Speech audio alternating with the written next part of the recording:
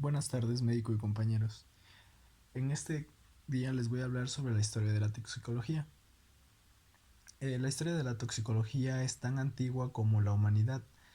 Ante la necesidad de alimentarse, el ser humano se vio obligado a consumir los productos que se encontraban a su alcance. Por esto adquirió con ello una experiencia de que algunas resultaban perjudiciales. Conoció los envenenamientos por sus efectos mortales.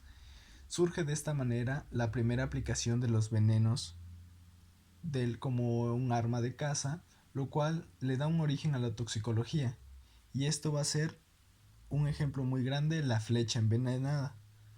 El veneno más clásico de todos los tiempos siempre ha sido el arsénico, que se ha conocido en diferentes formas y compuestos.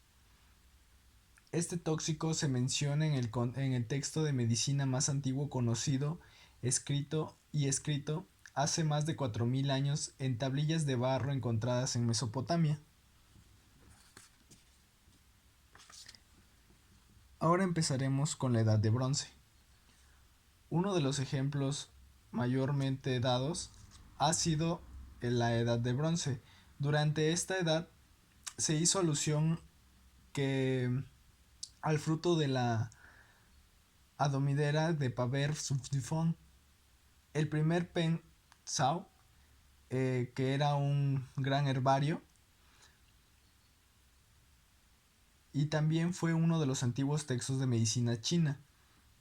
También se describe como semilegendario un emperador llamado Shen Nong, quien vivió hace más de 3000 años, y como primer médico de este mismo país. A él también se le atribuye el descubrimiento de diferentes drogas y venenos, así como la identificación de cientos de plantas medicinales y venenosas. Se conoce que el emperador poseía un jardín botánico con plantas medicinales y tóxicas. También, alrededor de esta época, los japoneses extraían un cardiotóxico del crisantemo. Diágoras, que fue del siglo III, era un médico griego natural del, de la natural de la isla de Chipre. Escribió diferentes tratados de jardinería y de algunas otras virtudes de las plantas. Según Plino, a este corresponde el mérito de haber notado que la conjuntiva puede absorber los venenos y que introducidos por esta vía pueden dar lugar a fenómenos de intoxicación generalizados. Ahora tenemos lo que viene siendo la Edad Antigua. En esta edad se destacan grandes estudios del tema como de Pedacio Discórides, que su edad abarcaba de los 30 a los 90 años. Él era un médico, farmacólogo y botánico de la antigua Grecia. Este estaba al servicio de Roma y de sus legiones. Era considerado el padre de la farmacopea, perdón, de la farmacopea de Roma. Este escrito, él usó el tejo, el Taxus Vacata, y también elaboró diferentes temas de este mismo índole. También fue usado por el castellano con el nombre de hierba de las ballestas. Además, hizo un interesante aporte toxicológico de su universa médica al discutir sobre venenos y antídotos. Esto agrupó según el origen del vegetal, animal o mineral, dependiendo de cuál fuera, y habló sobre la importancia de la evacuación del tóxico por los más propicios lugares antes que cobre alguna fuerza y sea inminente la muerte. Ahora bien, si ya pasamos de la Edad Antigua, seguimos con la Edad Media. La Edad Media se destacó uno de los grandes, que fue Avicena en el año 980 a 1037. Este médico, filósofo, científico y polímata persa, quien recogió el canon de la medicina, la intoxicación por opio, y este libro se llamaba Papers on Fear.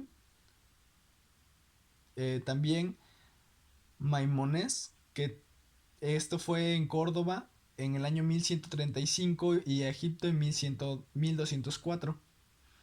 Este médico y filósofo árabe, que en su libro fue dedicado al sultán Saladito, Los venenos y sus antídotos, fue escrito en el año 1198. Además describe por primera vez cómo tratar la picadura de serpiente, que se debía succionar el veneno. Además, al igual que Hipócrates, escribió sobre conceptos de biodisponibilidad. Nota que algunas sustancias como la leche, la manteca y la crema podían contrarrestar o retrasar la absorción intestinal. En esta época se siente la necesidad de establecer una toxicología de carácter médico-legal. Ahora bien, pasaremos a lo que es la Edad Moderna.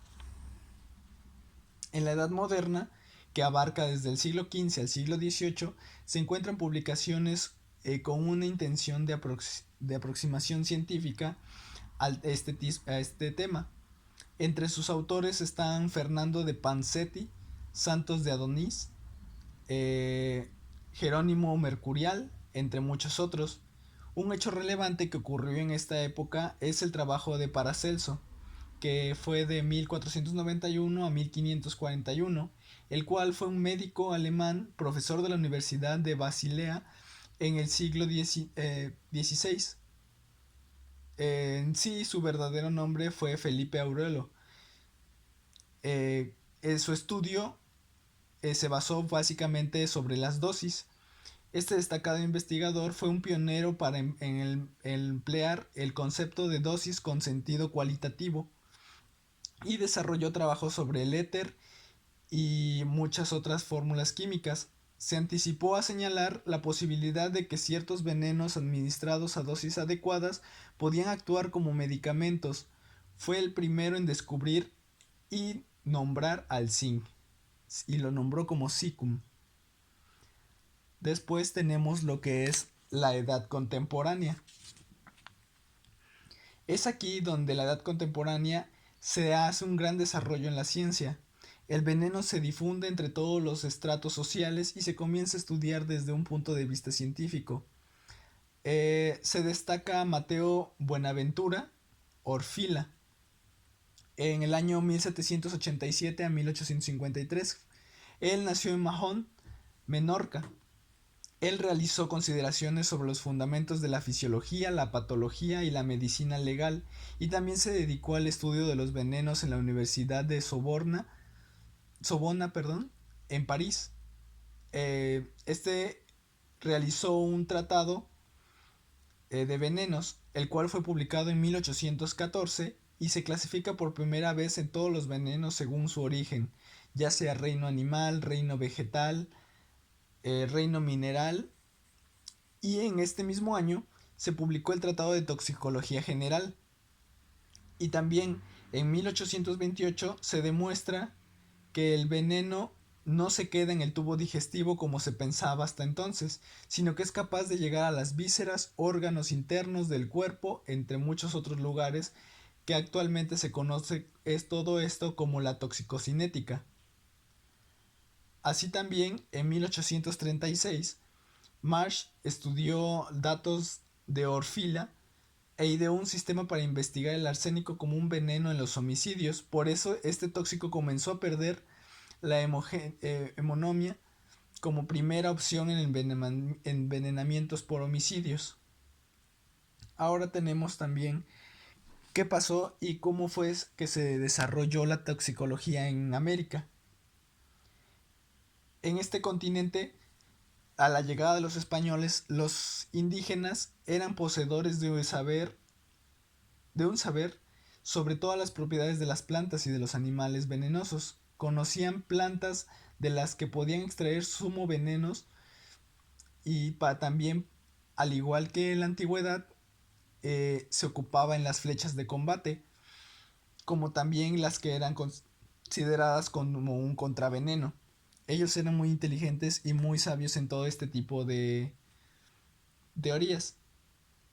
No hay datos como aprendieron estos indios americanos este tipo de propiedades, como en la coca, la ipeca, la curaré, entre muchas otras, pero ellos fueron tomando estas propiedades para aplicarlas de un medio terapéutico. En los pueblos prehispánicos de Colombia y Panamá, los indios chocos usaban venenos extraídos de las ranas para producir los dardos envenenados, también utilizado para la caza y las batallas.